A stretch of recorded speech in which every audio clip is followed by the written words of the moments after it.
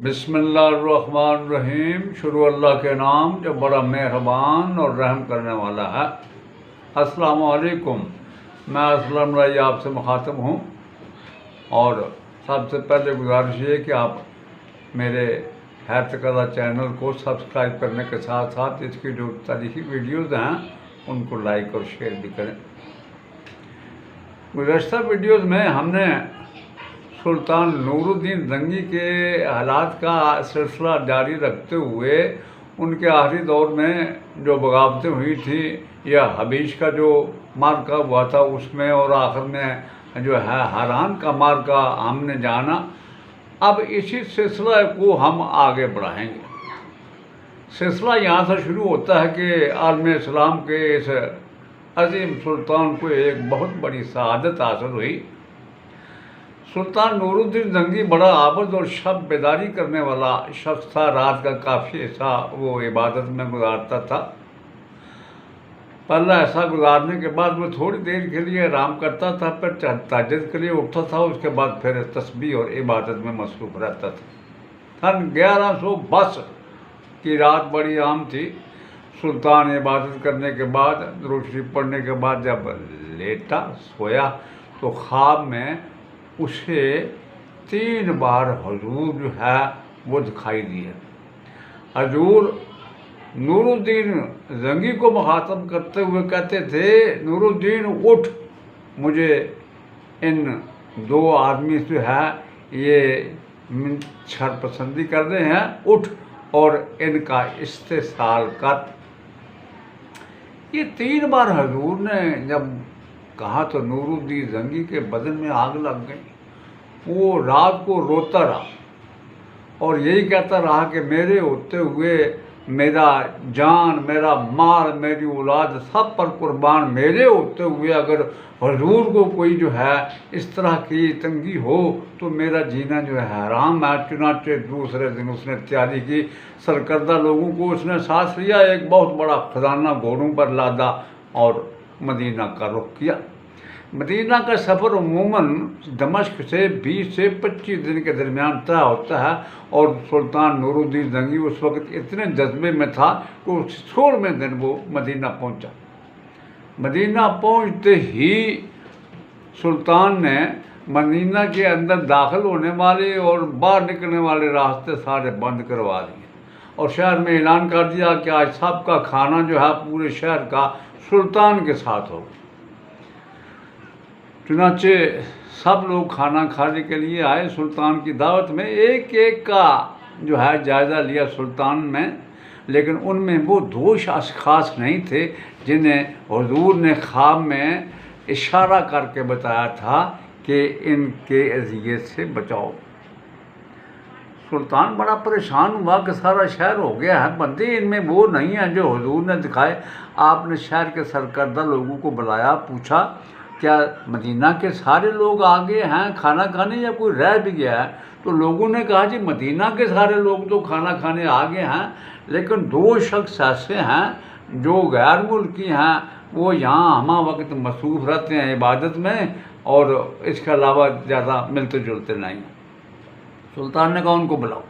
जब बुलाया गया उनको तो सुल्तान उन्हें देखते ही गज़बनाक हो गया, इसलिए कि वो दोनों वही थे जो ख्वाब में हुजूर ने नूरुद्दीन को दिखाए थे। उस वक्त नूरुद्दीन की गज़ब की बड़ी बुरी हालत थी, लेकिन उसने उनके ख़िलाफ़ जो है कोई काम नहीं किया, इसलिए कि पहले सुल्तान चाहता था कि इनके जुर्म को साबित किया जाए। चुनांचे सुल्तान ने उनसे पूछा तुम लोग कहाँ रहते हो? उन्होंने कहा कि हम लोग जो है वो रोज़ा रसूल के करीब एक कमरा हमने किराए पे ले रखा है, उसी में बात करते रहते हैं और जब वक्त खाली मिलता है वो कब्रिस्तान में जाके पानी पिलाते रहते हैं लोग। उन दोनों को सुल्तान ने अपने बंदों के हवाले किया और कुछ लोगों को लेकर उनकी रिहाइशगाह की तरफ ले। एक एक चीज़ का देखा, वो सब सादगी थे, पता लगता था ये बड़े जो है वो सादा अच्छे लोग हैं, लेकिन कोई चीज़ ऐसी ना मिली सुल्तान को जिससे सुल्तान को शक हो। आखिर सुल्तान ने एक चटाई के ऊपर जब वो एक एक फर्श को पाँव मारता था, एक चटाई पे जब पर मारा उसने पाँव तो वो फर्श हिलता दिखाई दिया। सुल्तान ने फ़ौरन चटाई हटाई तो नीचे एक बहुत बड़ी सेल थी, वो सुल्तान ने हटवाई तो एक सुरंग थी जो हुजूर के रोज़े को जाती थी। वो सुरंग देख के सुल्तान के गज़ब की गुस्से की कोई इंतहा न थी। मौरख़ीन लिखते हैं कि वो सुरंग हुजूर के जो है रोज़े तक जा पहुंची थी और फ़ारूक आज़म के जिस्म तक पहुंची थी। और ये भी मौरख़ीन का कहना है कि फ़ारूक आज़म का एक पाँव जो है वो नंगा हो चुका था। चुनांचे नूरुज़्ज़ंगी ने उन दोनों को बुलाया। उन्होंने बुलाया, तुम कौन हो? उन्होंने कहा, हमारी कौम ने हमें भेजा है कि आपके नबी की जो है वो लाश लेकर यूरोप ले जाएं और इससे बढ़ के हमारे लिए कोई सवाब का काम नहीं है। नूरुज़्ज़ंगी ने उस वक्त अपनी तलवार खींची, उनकी गर्दन काट दी दोनों की, और फिर आग का एक अलाव रोशन किया और दोनों की उन लाशों को जला दिया। उसके बाद वो शहर की गलियों में रोता था और कहता था, ज़हे नसीब कि मुझ जैसे शख्स के ज़िम्मे मेरे आका हुजूर ने ये काम लगाया या मुझसे ये काम लिया। उसके बाद उसने रोज़ा रसूल के इर्द गिर्द खंदक खिदवाई, यहाँ तक कि उस जगह पहुँचे जहाँ पानी जो है आ गया और फिर उसके खंदक के शीशा बांध दिया और रोज़ा रसूल के इर्द गिर्द। इस तरह ये बहुत बड़ी शहादत सुल्तान नूरुज़्ज़ंगी को हासिल हुई। सुल्तान इस काम से फारग ही हुआ था कि मिस्र में उसके लिए मुसीबत उठ खड़ी हुई, इसलिए कि मिस्र पर और दमिश्क पर सलीबियों की नज़र थी। दमिश्क पर तो सुल्तान ने कब्ज़ा कर लिया था। अब मिस्र की हालत ये थी कि वहाँ फातमीद की हुकूमत थी। उनके 5वें खलीफा तक तो हालात बड़े अच्छे रहे, लेकिन छठे खलीफा के दौर में यरूशलेम वालों ने उससे बैतुल मक़दस छीन लिया। उसके बाद जो बाद में आए खलीफा, उनसे किसी से अस्कलान छीना, किसी से सर्दी शहर छीनते छीनते काफ़ी शहर छीन ले। और 10वें खलीफा के दौर में हालत ये थी कि खलीफा की हालत एक शतरंजी थी, सब जो है करता धरता वज़ीर ही था। चनाचे इन वज़ीरों में से एक शावर था। उसके ये वज़ीर भी जो है आपस में एक दूसरे से झगड़ के ये ओहदा हासिल करते रहते थे।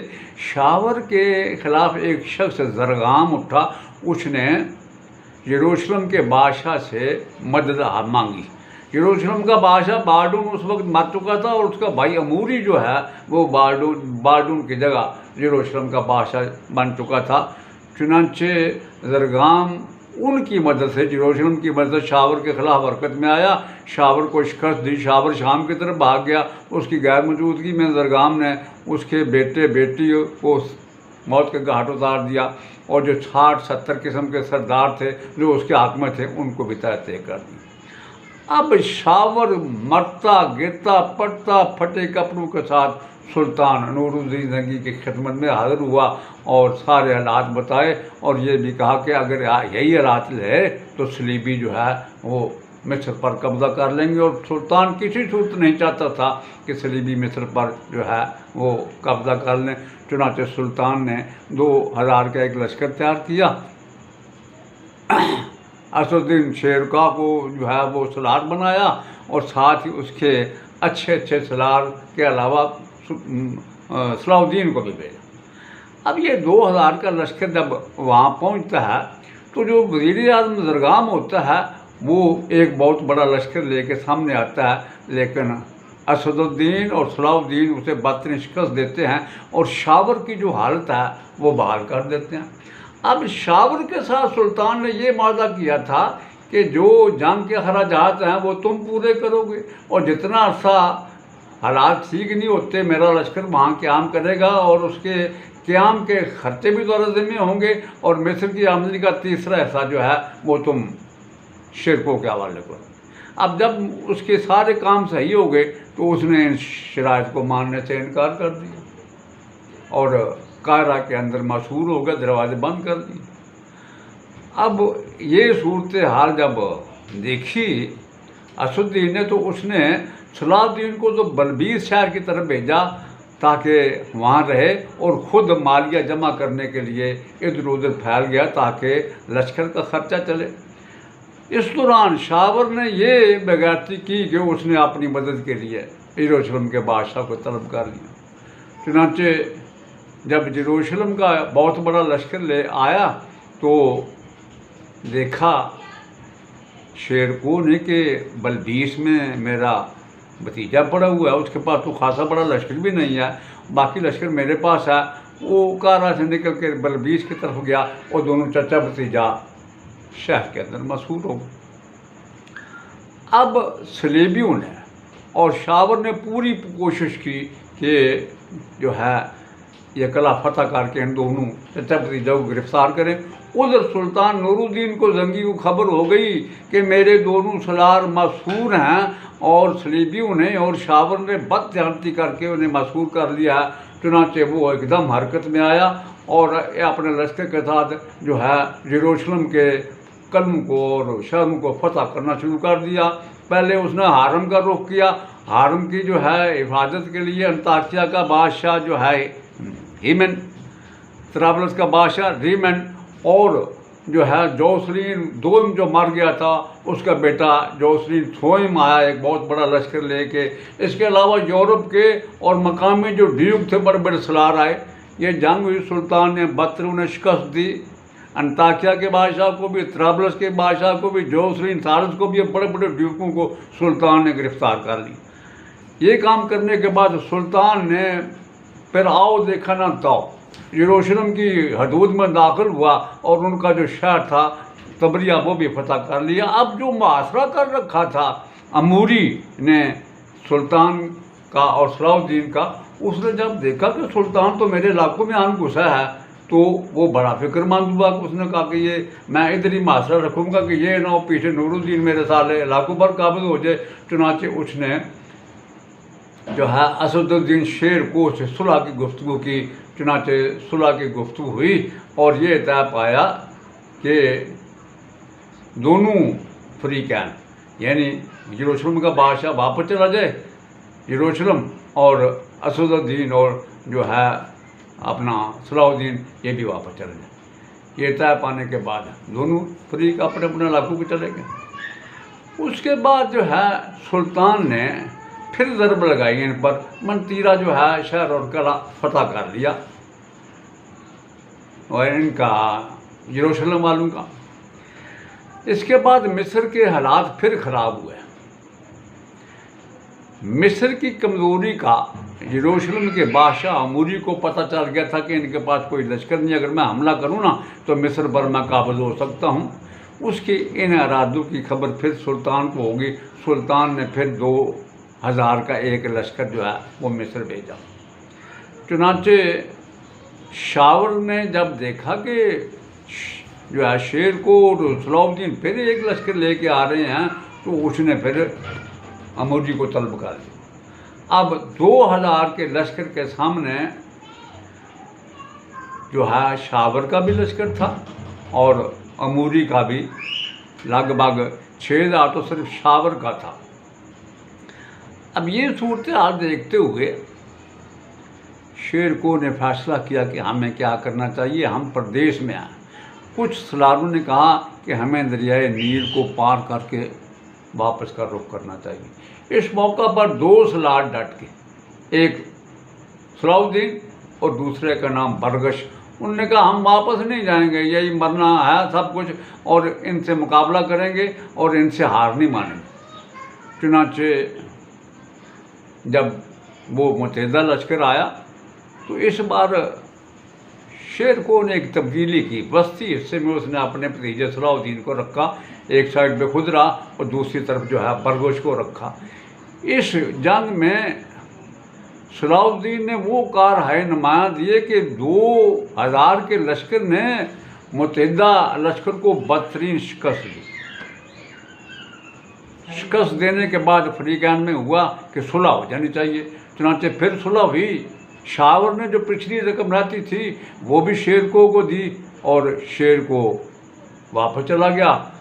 जो यरूशलेम का बादशाह अमूरी था उसने कहा मैं तो नहीं जाऊंगा, तुम मेरे साथ वादा करो 1 लाख दिनार मुझे सालाना जो है वो खराज अदा करोगे। और उसे मानना पड़ा। इस तरह अमूरी वापस गया और साथ ही अपने 2 नुमाइंदे वो मिस्र में छोड़ गया। जब मिस्र में छोड़ गया तो अब मिस्र की हालत पहले से भी ज़्यादा पतली हो गई।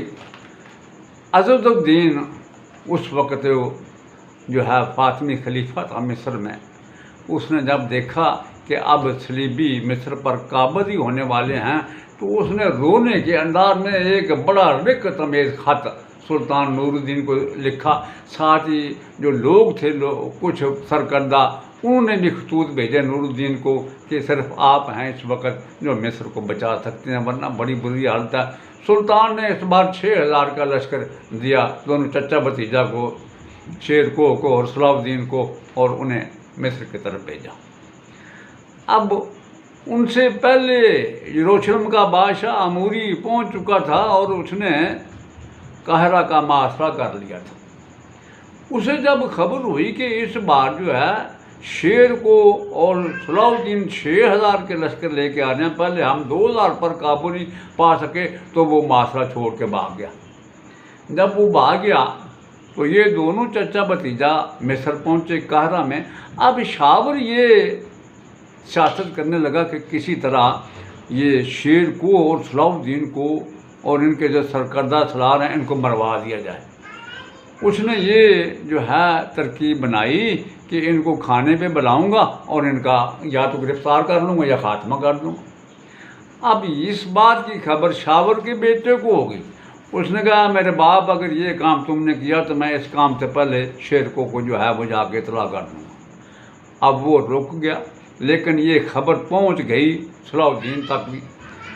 एक रोज़ यही शावर जब है शेरको से मिलने के लिए आया तो उस वक्त उसके खैमे में सलाउद्दीन और एक सलार जरीक था। उनसे पूछा कि कहाँ है शेरको। उन्होंने कहा इमाम शाफी के मज़ार पे गए हैं। तो उसने कहा मैं भी वहीं जाता हूँ। सलाउद्दीन और जरेक भी उसके साथ हो रही है। जब रास्ते में गए तो सलाउद्दीन ने उसे घोड़े से उठ के मारा फर्श पे और उसे गिरफ्तार कर लिया। जब ऐसा हुआ तो जो खलीफा था मिस्र का अज़दुद्दीन, उसे खबर होगी कि शावर को गिरफ्तार कर लिया गया। चुनाचे उसने उसका सर मांग लिया, शावर की गर्दन काट दी गई। जब उसकी गर्दन काट दी गई तो अज़दुद्दीन खलीफा मिस्र ने शेर जो है को अपना वज़ीर मुकर्रर कर लिया। लेकिन शेर को की ज़िंदगी ख़त्म हो चुकी थी। 2 माह वो रहा वहाँ का जो है वज़ीर। उसके बाद वो फौत हो गया और उसकी जगह सलाउद्दीन को वहाँ का जो है गवर्नर मुकर्रर किया गया, वज़ीर और गवर्नर। कुछ अर्से बाद अज़दुद्दीन जो है वो भी मर गया और मिस्र के अंदर अब सुल्तान नूरुद्दीन जंगी के कहने पर सलाउद्दीन ने अब्बासी खलीफा जो है वो खुतबा पढ़ना शुरू किया। इस मौके पर नूरुद्दीन जंगी ने सलाउद्दीन से कहा कि सिर्फ गवर्नरी और वज़ीर आज़म का काम नहीं करना, वसत भी करनी है इलाकों में। चुनाचे तूफ़ानी अंदाज में सलाउद्दीन हरकत में आया, दमियात किया, आला किया और शोबक के कले जो है वो उसने खंगाल कर रख दिया। सलीबियों को, बड़े बड़े लश्करों को उसने शिकस्त दी।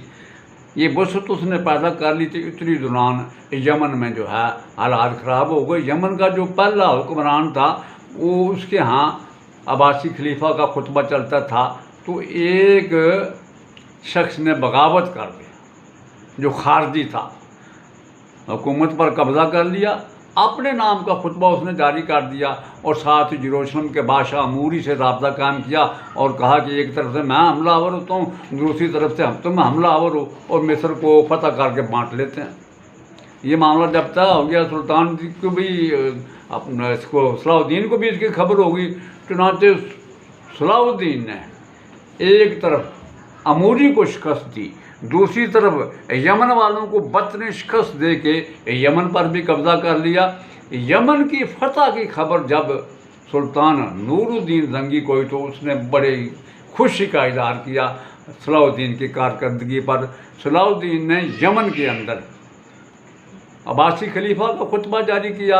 इस मौका पर अब्बासी खलीफा ने भी ऐसी खुशी का इजहार किया कि मक्का, मदीना, दूसरे शहरों, यमन के अलावा सब शहरों पर जो है जहाँ जहाँ उसके नाम का खुतबा चलता था वहाँ नूरुद्दीन का खुतबा भी जारी किया।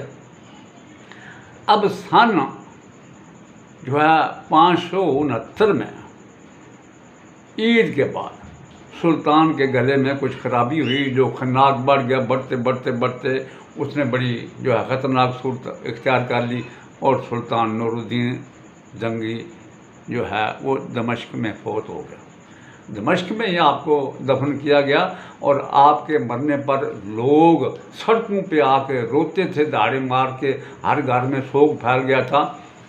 चुनांचे सुल्तान नूरुद्दीन जंगी के बाद कुदरत ने एक ऐसे शख्स के हाथ में इस ममलकत की डोर दी जिसने इस ममलकत को मज़ीद वसी किया और उस शख्स का नाम सलाहुद्दीन अय्यूबी है, जिसने सलीबी कुव्वतों के सामने ना सिर्फ एक दीवार खड़ी की बल्कि वो खुद की उनके सामने एक चट्टान बनकर डट गया और अपने इलाकों पर कब्ज़ा नहीं होने दिया बल्कि उनके इलाकों पर भी यरूशलेम शहर मिला के कब्ज़ा किया।